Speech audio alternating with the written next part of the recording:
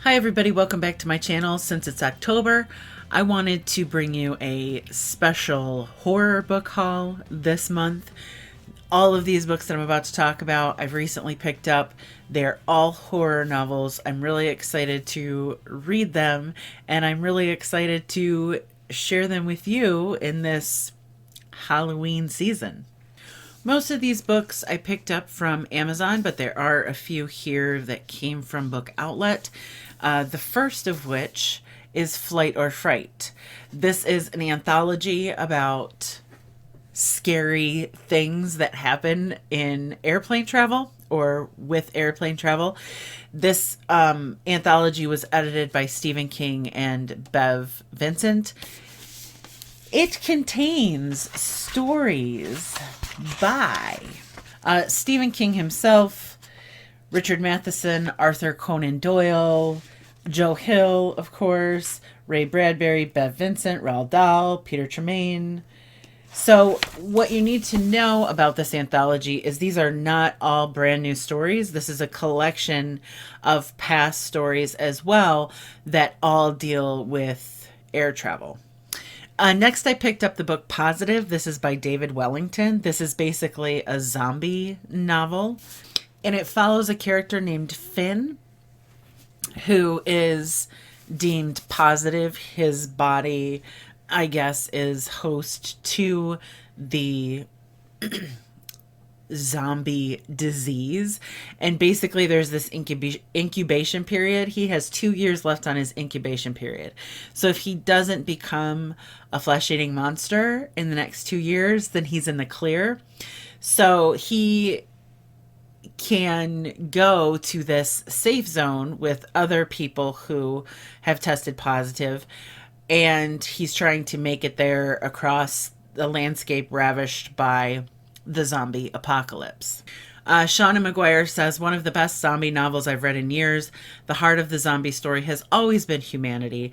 Positive is a harrowing, brutal, brilliant look at that heart, and it's still beating. So, I love me some zombies.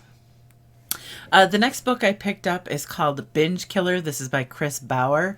It's an independently published book about a female bounty hunter with Tourette syndrome and a serial killer with a terminal illness.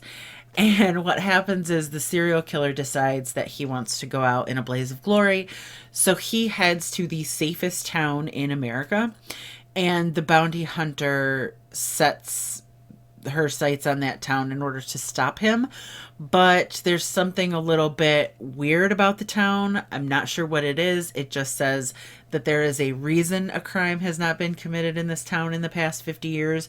So both the bounty hunter and the serial killer are about to be caught off guard by the town residents. This book describes itself as a colorful crime fiction novel filled with dark humor and clever twists, but it was also being sold as horror, so we'll see exactly what category is most appropriate. Next, I picked up The Suicide Motor Club. This is a book by Christopher Buehlman, and this is the story of a gang, basically a club, that travels the highways of America and wreaks havoc on fellow motorists. They leave bloody scenes and dead bodies in their wake, and they also collect people.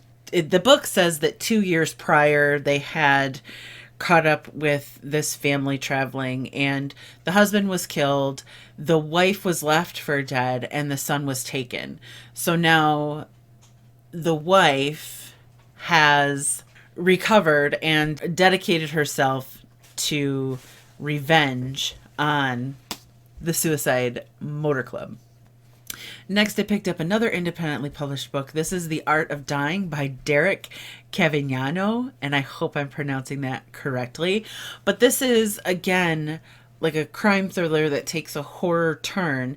It's about a detective in Boston, and there is currently this war waging between the Irish mafia and the Italian mafia in Boston, and he happens to be tracking a serial killer that takes pleasure in causing an excessive amount of pain to their victims.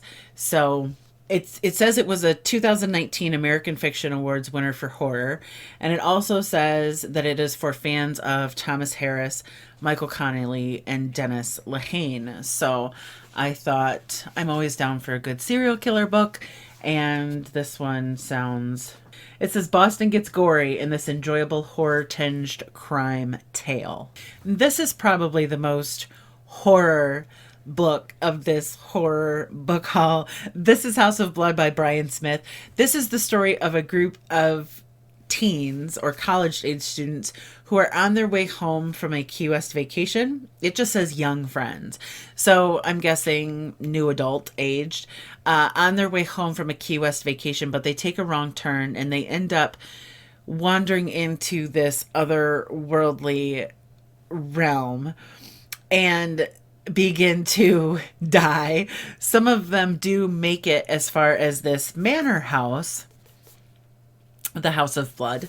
But it says here is where the master of the dark realm resides, presiding over an empire of evil. The unsuspecting young travelers face a night of torture, degradation, and surrender to dark desires. Who among them, if any, will survive the night?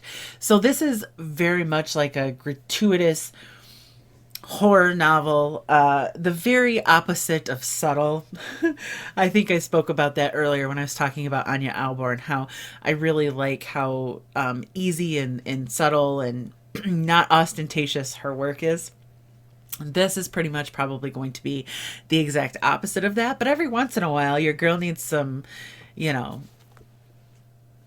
gore and like outrageousness, and it sounds like it's not an unfamiliar story, right? Like Texas Chainsaw and House of a Thousand Corpses and those types of books come to mind when I read the synopsis of this one. So we'll see. Some of these books are done well. Others are written for 100% pure shock value. I'm hoping that this one is done well. It was rated well, so it does have some really entertaining reviews, especially on Goodreads. So if you're bored, look up House of Blood and read some of the 1-star reviews. They're entirely entertaining. So I also picked up The Sleep Experiment. This is by Jeremy Bates, and for some reason I had it in my head that I owned another Jeremy Bates book, and yet since then I can find no evidence to support that claim. So anyways, but this is of course about a sleep experiment. It's actually about a professor at a California university who is determined to recreate a Cold War experiment in which prisoners of war were forced to stay awake for 14 days. This professor is doing this during summer break on campus, and it says that terrible, terrible things go wrong and happen. This is part of the World's Scariest Legends series written by this author. The first book in that series is Mosquito Man. They don't really have anything to do with one another. They're just grouped together based on their thematic content. Next, I picked up the book Violet. This is by Scott Thomas. Scott Thomas is the author of Kill Creek, and I will be talking about that book very soon on my channel. Josh Mallerman says, a masterclass in immersion. Don't let anybody tell you this book is slow burn. Violet travels at the speed of horror. So Violet is about a widow returning to her hometown and the home that she grew up in and lost her mother in. And basically all it says is that there is an old friend waiting for her return. It sounds like a haunted house story. It sounds like Violet is perhaps an entity, the entity waiting on our main character, Chris, to return. It sounds terrifying. I'm just a little bit apprehensive given my recent experience with Scott Thomas's other novel. So we'll see. It's got a pretty creepy cover. So there's one girl with her hand out, and then there's two girls down here. So, yeah. Next, I picked up The Beauty. This is by Aaliyah Whiteley. This is the story of a society in which all women have died. And so there's one generation left of all men. And they gather around, and there's one guy in this group labeled the storyteller, and he tells them all historical stories. But one time when they gather, he brings evidence of these strange mushrooms that are growing in the places where all of the women were buried. And it says, these are the first signs of a strange and insidious presence unlike anything ever known before. And Paul Tremblay, who I have mad respect for, says, the brilliant, gender-bending, post-apocalyptic horror fable the world needs right now. This book messed me up in the best way possible. It is not very big, and this copy also includes a short story. So The Beauty is only 103 pages. The rest of the book is taken up by a brand new short story called Peace Pipe. So I don't know what that's about. Nothing is telling me what that is about. And lastly, I picked up this guy. This is Echoes. It is edited by Ellen Datlow. It includes stories by Alice Hoffman, Shauna McGuire, Joyce Carol Oates, Paul Tremblay, 24 additional authors. This is an anthology to end all anthology, but it's ghost stories. It's perhaps the best collection of ghost stories ever compiled, so says the back cover. Echoes will enthrall you for nights to come. So this is a gigantic anthology. Like, this is probably the biggest book I officially own now. It is 794 pages, right? Yes, it is 794 pages. So I'm pretty sure that this is the biggest book that I now own. And the only one that might rival this, and I don't feel like pulling it off the shelf to check, is Sleeping Beauties by Stephen and Owen King. That one's pretty big as well.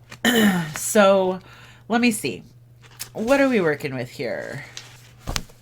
There are 30 stories altogether inside this book. I wish that I would have had it at the beginning of October, because it would have been perfect to read one of these stories every night. And then on Halloween, I don't know. It looks like there are stories as short as 8 pages and stories as long as 40 pages. So, 5 pages. Alice Hoffman writing a 5-page story. So that's what I have for you, the horror books that I've picked up recently, brought to you in October. I wish that I had enough time to do another Happy Halloween series this month or this year the way that I did in 2017. I was off of BookTube in 2018, but I wish I just had the time and energy to do that. I love October. I love seeing what everybody reads in the month of October. I love a good thriller. I love a good horror novel. So hopefully you're getting some good reading done this month as well. Let me know if there's any interesting creepy thrillers or horror novels that you've read lately. I would love to check them out. If you have any questions about any of the books that I mentioned today, just let me know down in the comment section below. Thank you so much for watching, and I will see you all very soon.